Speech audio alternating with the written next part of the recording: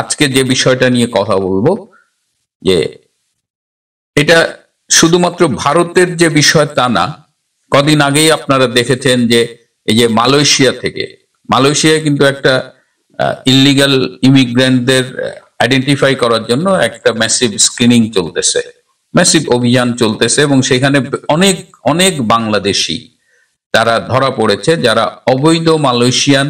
এবং সেই নেটওয়ার্ক ঘাটতে ঘাটতে যেটা অ্যালার্মিং, সেটা হলো যে 100-র বেশি বাংলাদেশিকে আইডেন্টিফাই করা হয়েছে, ধরা হয়েছে, যারা বিভিন্ন জঙ্গি কার্যক্রমের সাথে সম্পৃক্ত।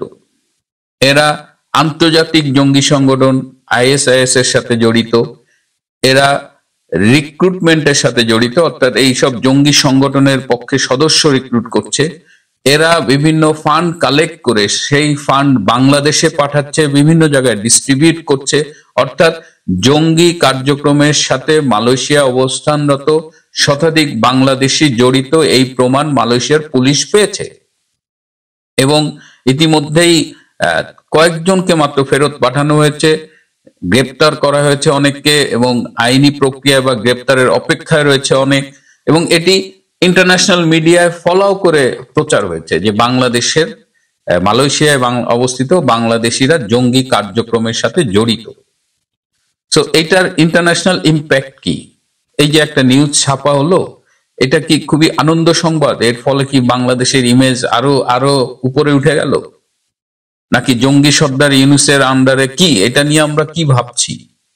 এদিকে যে কয়জনকে ফেরত পাঠিয়েছে, আমাদের একজন স্বরাষ্ট্র উপদেষ্টা আছে, যাকে তার নাম লেফটেন্যান্ট জেনারেল অবসরপ্রাপ্ত জাহাঙ্গীর হোসেন, কিন্তু তাকে লোকজন দেখলাম বলে হাবা জঙ্গু, মানে জাহাঙ্গীর থেকে জঙ্গু। এই হাবা জঙ্গু বলছে যে এদের ভিসার মেয়াদ শেষ হয়ে গেছিল, এদের ফেরত পাঠানো হয়েছে। সারা পৃথিবী দেখতেছে, ইন্টারন্যাশনাল মিডিয়া খবর বলতেছে, মালয়েশিয়ার স্বরাষ্ট্রমন্ত্রী, মালয়েশিয়ার পুলিশের IG বলতেছে, সেগুলোর কোনো গুরুত্ব নাই। আমাদের হাবা জঙ্গু থেকে একটা কৌতুক করে ফেললো দেশের সাথে, জাতির সাথে।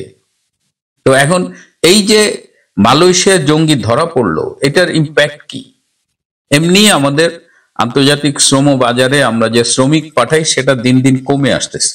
এর মধ্যেও মালয়েশিয়ার সাথে বাংলাদেশের একটা ভালো সম্পর্ক ছিল, মালয়েশিয়া আমাদের শ্রমিক নিচ্ছিল, কিন্তু সেই জায়গাটা এখন ব্যাপকভাবে ক্ষতিগ্রস্ত হবে। শুধু যে শ্রমিক পাঠানো ক্ষতিগ্রস্ত হবে সেটা না, এর সাথে বাংলাদেশের লোকজনের বিদেশে যাওয়ার ব্যাপারেও একটা সমস্যা হচ্ছে ভিসা পেতে। আগে বাংলাদেশের মধ্যে একটা ট্রেন কিন্তু চালু হয়েছিল, তারা ছুটি পেলে ঘুরতে যেত, এবং যারা একটু সচ্ছল বাংলাদেশি কাজের জন্য যাচ্ছে সেটা তো আছে। এখন কিন্তু এই ভিসা প্রক্রিয়াটা জটিল হয়ে গেছে। আগে ইন্দোনেশিয়া অন অ্যারাইভাল ভিসা পাওয়া যেত, এখন পাওয়া যায় না।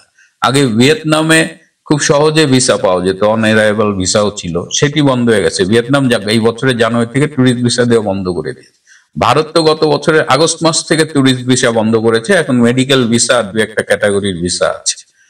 উজবেকিস্তানের মতো দেশ যেখানে ভিসা পাওয়া যেত, সেটাও এখন বন্ধ হয়ে গেছে। তাজাকিস্তান ভিসা না চাইতে পাওয়া যেত, সেটাও এখন দেখছি রিজেক্ট হচ্ছে।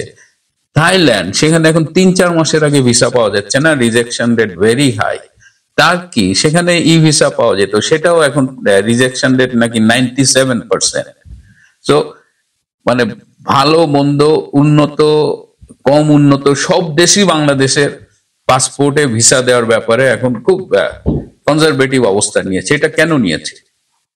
যখন বাংলাদেশ আন্তর্জাতিক জঙ্গি সম্পৃক্ততার সাথে জড়িত এটা প্রমাণ হচ্ছে, জঙ্গি সর্দার ইউনূসের দেশে যখন প্রায় 4000 সাজাপ্রাপ্ত জঙ্গি কিংবা কারাগারে বন্দী জঙ্গিকে ছেড়ে দেওয়া হয়েছে, এবং সেই জঙ্গিদের একজন আবার মালয়েশিয়ায় যে গ্রেপ্তার হয়েছে। তো এই ঘটনাগুলো যখন ঘটছে, এবং ডাস্টবিন শফিক, হাবা জঙ্গু, এরা যাই বলুক, ওয়ার্ল্ড তো এদের মুখের কথায় চলে না, ওয়ার্ল্ড তার এভিডেন্স দেখতেছে। সো ন্যাচারালি বাংলাদেশের গায়ে একটা জঙ্গি তকমা লেগে যাচ্ছে। ঠিক এই সময় গত পরশুদিন 5ই জুলাই শনিবার একটা ঘটনা ঘটেছে। বাংলাদেশের কোন মিডিয়ায় আমি এটা দেখলাম না। আমি মানে গণমাধ্যমের এমন স্বাধীনতা চলতেছে যে এরকম গুরুত্বপূর্ণ সংবাদও ব্ল্যাক আউট হয়ে যাচ্ছে। কি হয়েছে?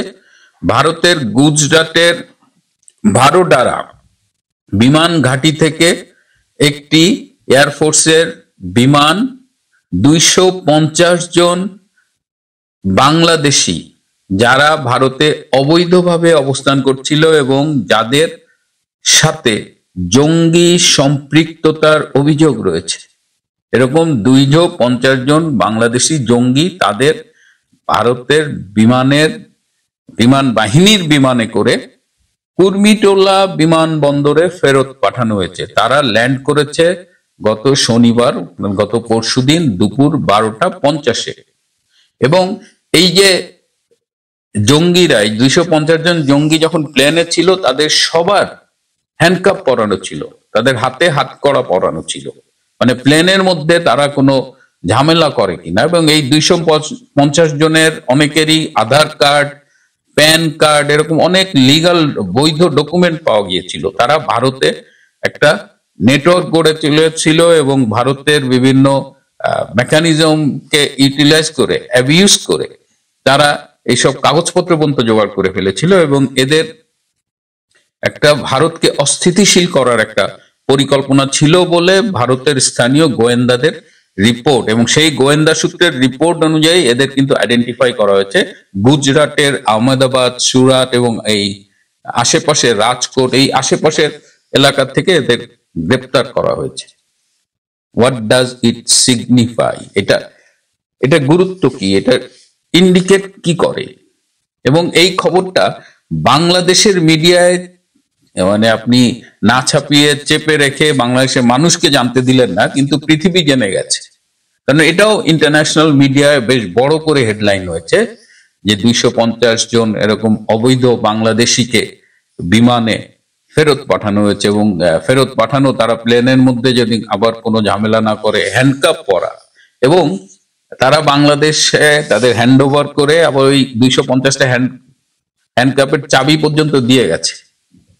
তো এই যে ভারত থেকে, এটা এমনিতেও ভারত মানে ক্রমাগত পুশব্যাক, পুশ ইন এগুলো করছিল আর কি, মানে ফেরত পাঠাচ্ছিল বাংলাদেশের বর্ডার এলাকায় করছে। তার মধ্যে এই 250 জন অভিযুক্ত জঙ্গিকে ফেরত পাঠালো, এইটার ইন্টারন্যাশনাল গুরুত্ব। এবং ভারত কিন্তু বাংলাদেশের ব্যাপারে ক্রমশ হার্ডলাইনে চলে যাচ্ছে, কারণ অভিযোগ উঠেছে যে বাংলাদেশ থেকে এখন জঙ্গি রপ্তানি করা হচ্ছে। মালয়েশিয়ার সাথে যেমন জঙ্গি অভিযোগ একটা হয়েছে, মালয়েশিয়ার জঙ্গিরা রয়েছে, ঠিক ভারতের ইন্টারনাল শান্তিপূর্ণ অবস্থাকে ক্ষতিগ্রস্ত করার জন্য, অস্থিতিশীল করার জন্য বাংলাদেশের ইউনূস সরকার এবং তার যারা সাঙ্গপাঙ্গ আছে তারা কিন্তু ডে ওয়ান থেকেই এটা শুরু করেছে। এবং ভারত কিন্তু বারবার অভিযোগ করছে যে জঙ্গিদের পাঠানো হচ্ছে বাংলাদেশ থেকে ভারতে। এবং এই ঘটনাটা তার একটা ডকুমেন্ট, কিন্তু একটা এভিডেন্স হয়ে গেল যে এই যে আমরা যে বলছি বাংলাদেশ থেকে জঙ্গি আসছে ভারতে, এই যে দেখো। তো এইটা তো ইন্টারন্যাশনালি আরেকটা তকমা পড়ে গেল।